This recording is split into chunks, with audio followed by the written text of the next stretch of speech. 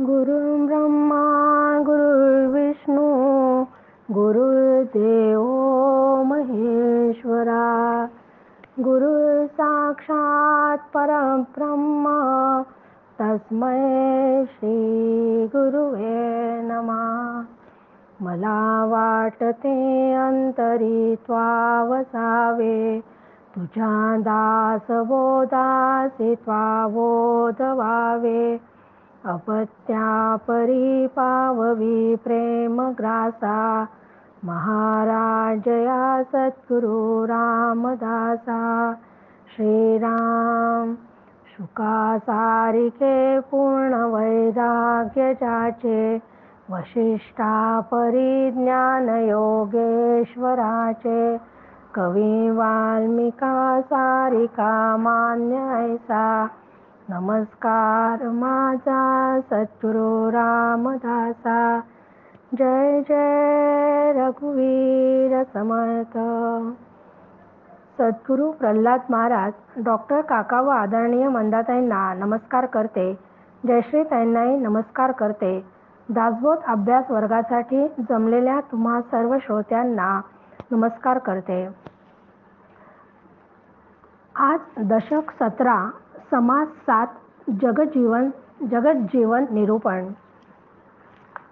मनुष्य म्हणून जन्माला आल्यावर त्याचे जगजीवन कसे असावे, त्याने कसे आपले जीवन व्यतीत करावे, ते जीवन जगत असताना त्यांनी कसे वागले म्हणजे त्याच्या जीवनाचे कल्याण होईल, हे सांगणारा अत्यंत सुंदर हा समास आहे. या जगतात निसर्गाने नाना प्रकारचे प्राणी निर्माण केले. प्रत्येक प्राण्यात शिकवलेले शिकण्याची कमी जास्त शक्ती आढळते. हत्ती, घोडे, कुत्रा, मांजर इत्यादी जी माणसाने पाळलेली जी प्राणी असतात त्यांना शिकवलेल्या अनेक गोष्टी ते शिकतात, पण त्यांच्या शिकण्याला मर्यादा आहे. पण निसर्गाने माणूस निर्माण केला व शिकण्याची परिसीमा गाठली. प्राणी शिकतात, पण कोणताही प्राणी इंद्रियगोचर जगाच्या पलीकडे जाऊ शकत नाही, पाहू शकत नाही. माणसामध्ये मात्र अतींद्रिय वस्तू पाहण्याचे, जाणण्याचे सामर्थ्य आहे. म्हणून माणसाच्या शिकण्याला मर्यादा घालता येत नाही. माणसाने त्यांच्यात असणाऱ्या सुप्त शक्तींचा क्रमाक्रमाने विकास घडवून आणण्यात मानवी जीवनाचे सार्थक आहे. मनुष्याने अतिशय स्वार्थ ठेवून वागणे, अनाचारी वृत्ती बनणे, पशुप्रमाणे अनिर्बंध भोग भोगणे हे सर्व अमानवाचे लक्षणे आहेत. हे सर्व सोडून त्याने उत्तम मनुष्य बनून जीवन जगावे. त्यासाठी त्याने निस्वार्थीपणे वागावे, सर्वांवर प्रेम करावे, संयमित राहून त्याने ईश्वराचे दर्शन प्राप्त करावे, तरच तो खरा मोठा मानव, उत्तम पुरुष म्हणून मान्य पावेल. समर्थांनी या समासात स्पष्ट इशारा दिला आहे की वाईट संगतीने माणूस अवमानव बनतो, तर संत संगतीने माणूस अतिमानव म्हणजे उत्तम दर्जेदार जीवन जगणारा, मनुष्य देहाचे सार्थक करून घेणारा असा आदर्श, विशाल व महान मनुष्य होतो. त्याचा व्यवहार, त्याच्या क्रिया, त्याचे संकल्प आणि त्याचे ज्ञान ईश्वरमय होऊन जाते. देहाने तो माणूस दिसत असला तरी अंतर्यामी तो ईश्वरच बनतो. थेंब सागरात पडून सागररूप होतो, तसा जीव शिव होतो. श्रीराम समर्थ. श्रीराम मुळी उदक निवळ असते, नानावल्ली मध्ये जाते, संग दोषे तैसे होते, आम्ल तीक्ष्ण कडवट श्रीराम. आत्मा आत्मपणे असतो, देह संगे विकारतो, स्वाभिमाने भरी भरतो, भलती कडे श्रीराम. ही एका सुंदर दृष्टांताने समर्थांनी या समासाची सुरुवात केली की समर्थ पहिल्याच ओवीत सांगतात की पाण्याला स्वतःची चव नाही, पण जेव्हा अनेक वनस्पतींमध्ये हे पाणी शिरते तेव्हा त्या वनस्पतींची आंबट, तिखट, गोड, तुरट अशी सगळी चव त्या पाण्याला येते. अगदी त्याचप्रमाणे आत्मा निर्गुण निराकार असतो, पण तो देहात व्यापून राहिल्याने तो सगुण साकार इत्यादी विकारांचा भासायला लागतो. मी देह असे बंधन स्वतःवर लादून घेऊन त्या देहाशी तो तादात्म्य पावतो. अशा या देहअहंकार बाळगल्यामुळे काम, क्रोध, लोभ, मोह, मदमत्सर अशा षड्रिपूंच्या भरीस पडून जन्ममरणाच्या भलत्याच चक्रात तो सापडतो. बरी संगती सापडली, जैसी उसास गोडी आली, विषवल्ली फापावली, घातकी प्राणी श्रीराम. की उसाच्या संगतीने पाण्याला गोडी येते, त्याचप्रमाणे बचनागाच्या संगतीने तेच प्राणी इतर प्राण्यांचा प्राण घेते. म्हणून संगती फार महत्त्वाची आहे. जशी संगती असेल त्याप्रमाणे मनुष्य घडत असतो. 18 वनस्पती गुण सांगावे ते किती, नाना देहांचे संगती आत्मयास होय श्रीराम. की या सृष्टीमध्ये वनस्पतींच्या जाती असंख्य आहेत व तितकेच त्यांचे गुणही आहे. त्याप्रमाणे या पृथ्वीवर अनेक शरीरे आहेत. त्यांचे स्वभावही वेगळे वेगळे दिसतात, कारण प्रत्येक शरीरामध्ये सत्व, रज, तम हे तीन गुण असतातच.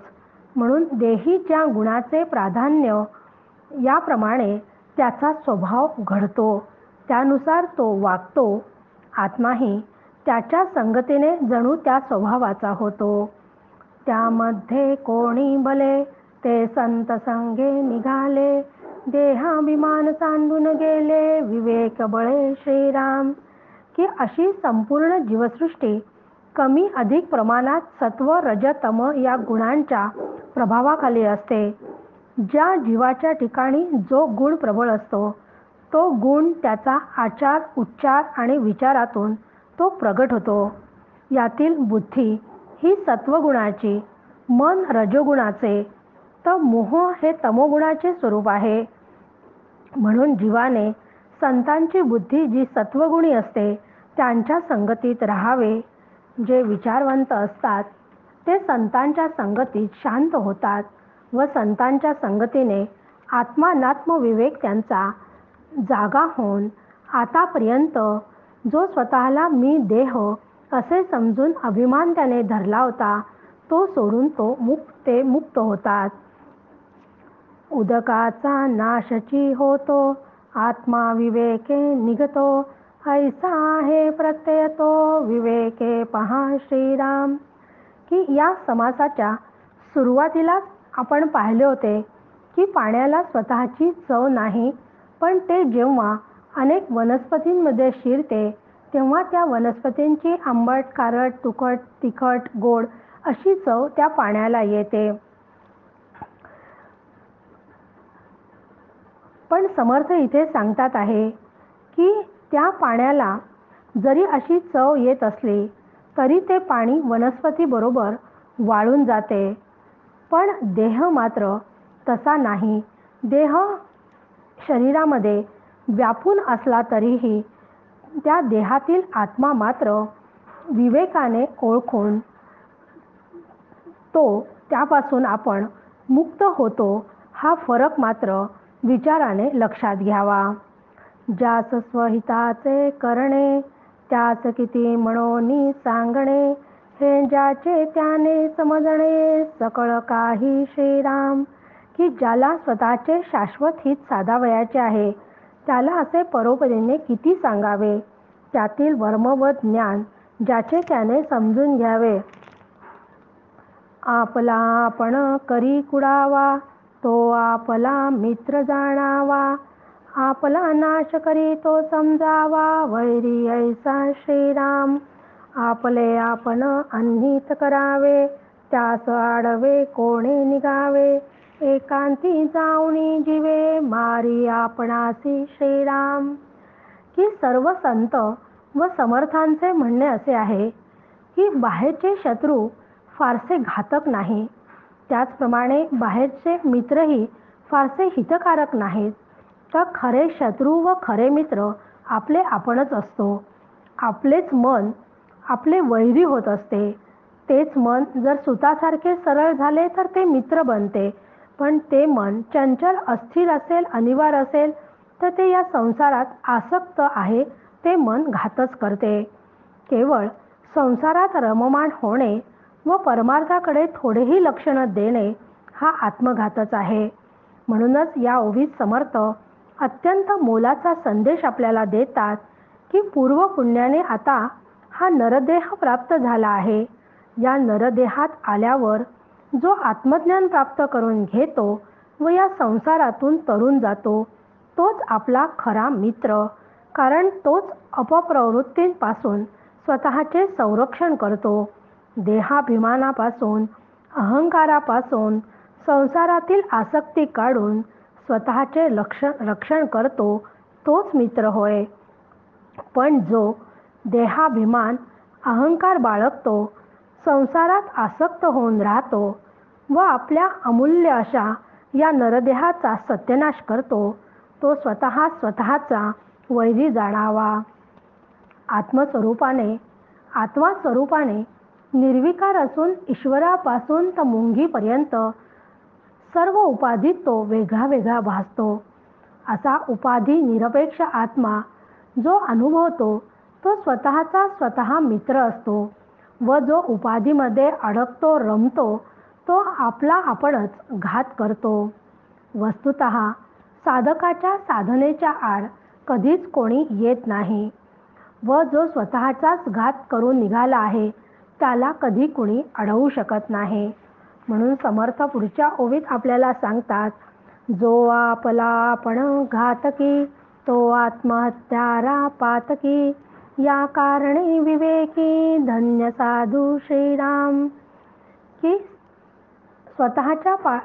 म्हणून समर्थ म्हणतात आहे की जे स्वतःच्या पायावरच कुऱ्हाड मारून घेणाऱ्या या करंट्याला या ओवीत समर्थांनी आत्महत्यारा व पातकी असे म्हटले आहे.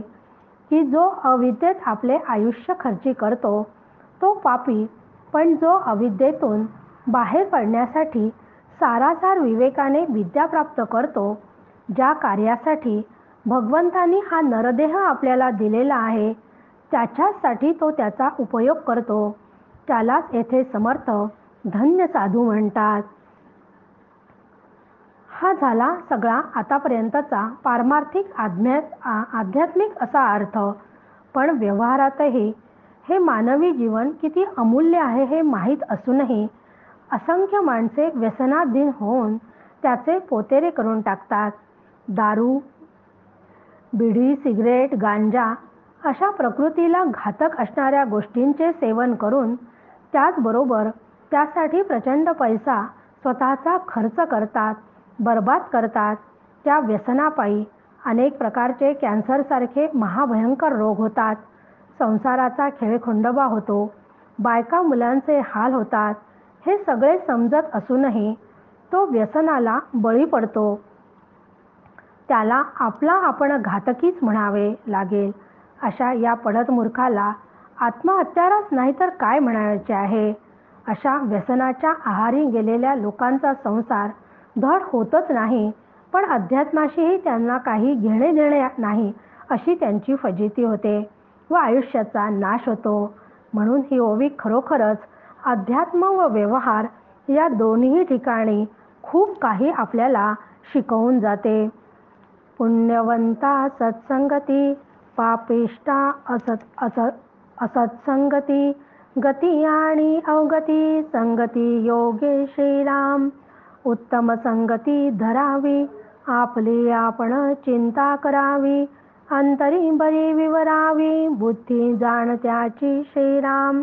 इहलोक आणि परलोक जाणतो तो सुखदायक, नेणत्याकरिता अविवेक प्राप्त होतो श्रीराम. की संगतीचे 3 प्रकार आहे. एक सुसंगती, कुसंगती आणि विसंगती. तर सुसंगती संतांच्या जवळ बसायची म्हणजे ती सुसंगती होते, पण ही खरंच अवघड आहे, कारण तिथे खाणे, पिणे, पार्टी, मनोरंजन असले कुठलेच विषयात गुंतवणारं काहीच नसते. म्हणून संत संगती खरं म्हणजे जरा अवघडच जाते सामान्य लोकांना.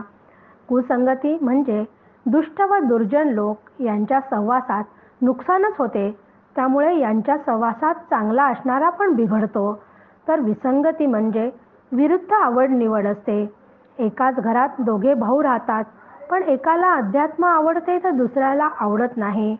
म्हणून एकाच कुटुंबात राहणाऱ्या लोकांची आवड स्वभाव सगळे वेगळे वेगळे असतात.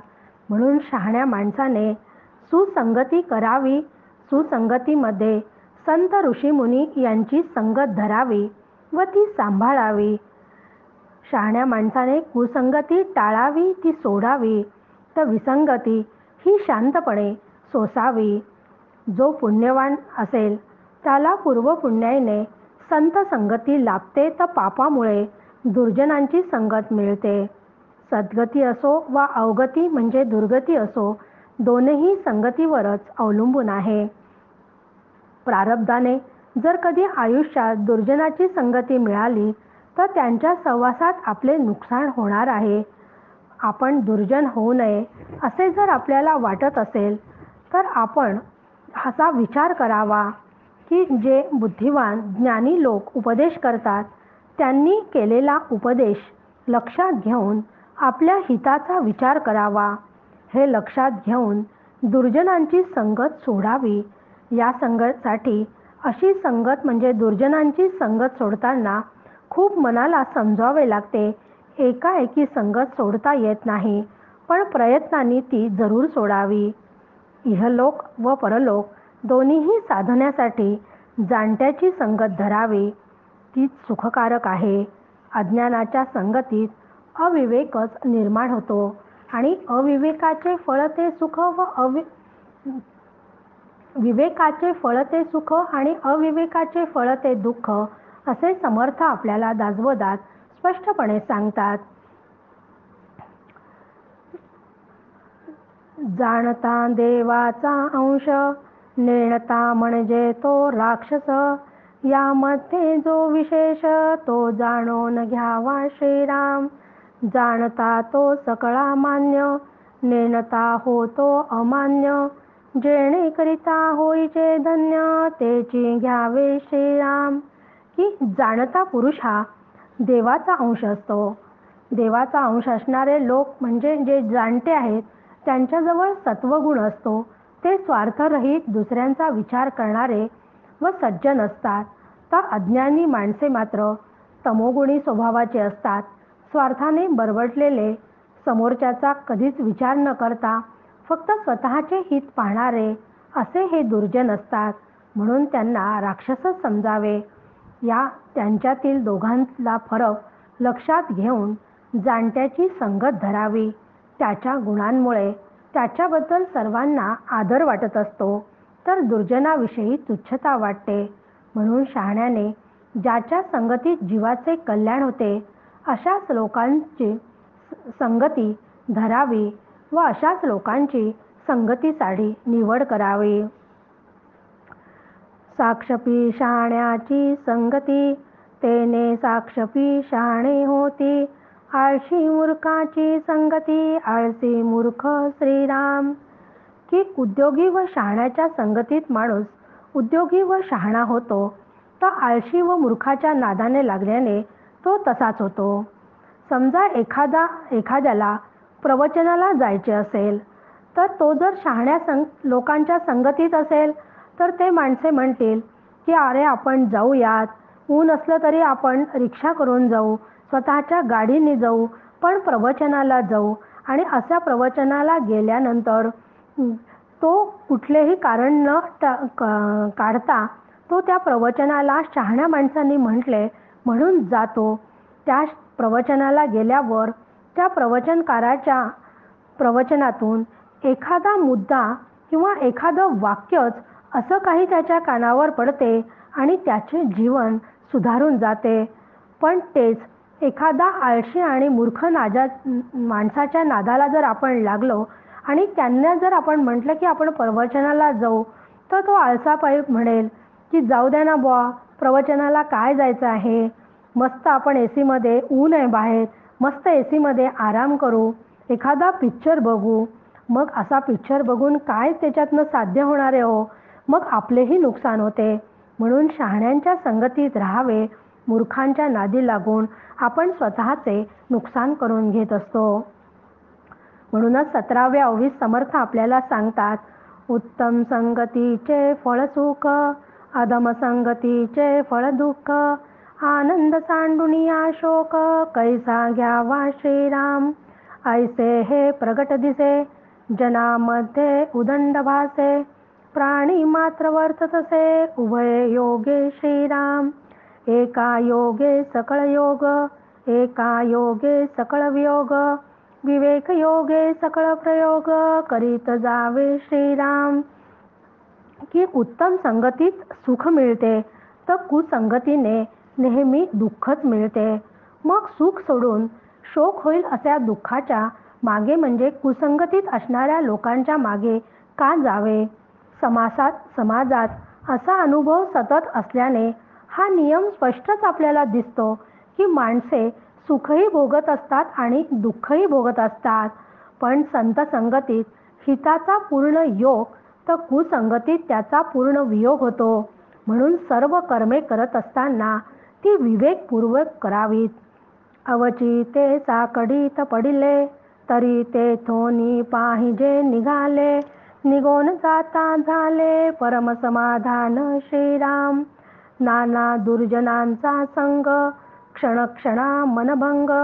या कारणे काही रंग, राखून जावे श्रीराम. शहाण्या यत्न त्याच्या गुणे, पाहो जाता काय उणे. सुख संतोष भोगणे, नाना श्लाघ्यता श्रीराम. आता लोकी ऐसे आहे, सृष्टीमध्ये वर्तत आहे. जो कोणी समजो न पाहे, त्यास घडे श्रीराम. ही कल्पनाही आपल्याला नसताना कधी कधी माणसाच्या आयुष्यात दुर्जनांचा संगतीत राहण्याचा प्रसंग येतो. पण त्यातून माणसाने निर्धाराने निसटून जावे, त्यामुळे त्याला लगेच समाधान मिळते. अनेक प्रकारच्या दुर्जनांच्या संगतीत मन सतत नाराजच राहते. म्हणजे आता आपण म्हणतो ना की तिथे नेहमी मन निगेटिव्ह होते. त्यामुळे आळसासारखे सगळ्या गोष्टीच आपल्याला साथ द्यायला लागतात. म्हणून काही तत्वे माणसाने नेहमी सांभाळून रसावे. शहाणपणाने प्रयत्न करीत राहणाऱ्याला कधीच काही कमी पडणार नाही. मग सुख, समाधान व अनेक प्रकारे प्रतिष्ठाही त्याला मिळते. आजही जगात असाच अनुभव येतो की जो हे जाणून घेईल त्याच्यासाठी सगळं चांगलं उपलब्ध आहे, पण त्याची पारख मात्र जीवाला करता आली पाहिजे. बहुरत्न वसुंधरा, जाण जाणो विचार करा. समजला प्रत्ययो अंतरा, माझी येतो श्रीराम. दुर्बळ आणि संपन्न, वेडे आणि व्युत्पन्न. हे अखंड दंडायमान, असतची असे श्रीराम. एक भाग्य पुरुष मोडिती, एक नवे भाग्यवंत होती. तैसेच विद्या व्युत्पत्ती, होत जाते श्रीराम. एक भरे एक रीते, रीते मागुते भरते. भरते ही रीते होते, काळांतरी श्रीराम. की या पृथ्वीवर अनेक प्रकारच्या व्यक्ती व वस्तूंच्या नाना तऱ्हा आपल्याला पाहायला मिळतात. त्यांचा समजून उमजून विचार करावा, त्यामुळे त्यांच्या संबंधी मनात निर्णय होतो. दरिद्री व धनवान, मतिमंद व महाबुद्धिमन इत्यादी सगळ्या या जोड्या जगामध्ये असणे हा जगाचा नियमच आहे. म्हणून काही भाग्यवंतांचे भाग्य त्यांना सोडते, तर काही नवीन भाग्यवान आधी त्यांचं भाग्य चांगलं नसते, पण त्यांचं भाग्य अचानक उदयाला येते. बुद्धी व ज्ञानाचा असाच प्रकार आहे. एक तलाव पूर्ण भरतो, तर दुसरा तलाव मोकळा राहतो. भरलेला रिकामा होऊन रिकामा काही वेळाने भरतो. अशी ही जीवसृष्टी सतत फिरतच असते. म्हणजे एखाद्याला पूर्ण सज्जनांचा सहवास मिळतो, तर एखाद्याला दुर्जनांचा मिळतो. म्हणून ऐसी ही सृष्टीची चाली, संपत्ती दुपारची सावली. वयसा तरी निघून गेली हळूहळू श्रीराम. की असे हे जीवनाचे जीवनचक्र सतत चालूच असते. म्हणजे जीवनामध्ये राजाचा रंक आणि रंकाचा राजा हे जीवनचक्र सतत चालू असते. म्हणून आपल्याला मिळणारी जी संपत्ती आहे ती दुपारी मिळणाऱ्या झाडाच्या सावलीसारखी आहे हे लक्षात घ्यावे. ते थोडेसे सुख देतेही, पण सूर्यकल्ला की सावली निघून जाते. बाळ तारुण्य आपले वृद्धाप्य प्रचिती चाले. ऐसे जाणून सार्थक केले पाहिजे कोणी एके श्रीराम. देह जैसे केले तैसे होते, यज्ञ केला कार्य साधते. तरी मग कष्टावे ते काय निमित्त श्रीराम. की माणसाला आयुष्यामध्ये बाळ, तारुण्य व वृद्धत्व अशा तीन वृत्ती सतत त्याला अनुभवाला येत असतात. हे लक्षात घेऊन जीवनाचे त्याने सार्थक करावे. माणूस जर प्रयत्न करील तर तसे त्याला यश मिळेल, पण प्रयत्नच केले नाही तर त्याच्या नशिबी अपयशच येईल. मग कष्टाने जीवन का भोगावे. त्याने आयुष्यभर ज्याच्याने आपलं कल्याण होणार आहे तेच सगळं आत्मसात करावे आणि तो जसं करेल तसंच त्याला फळ मिळेल हा सिद्धांतच आहे. म्हणून जीवाने स्वतःचे कल्याण फक्त आत्मज्ञान करण्यातच आहे हे लक्षात घ्यावे.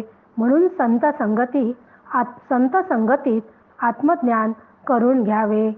जय जय रघुवीर समर्थ.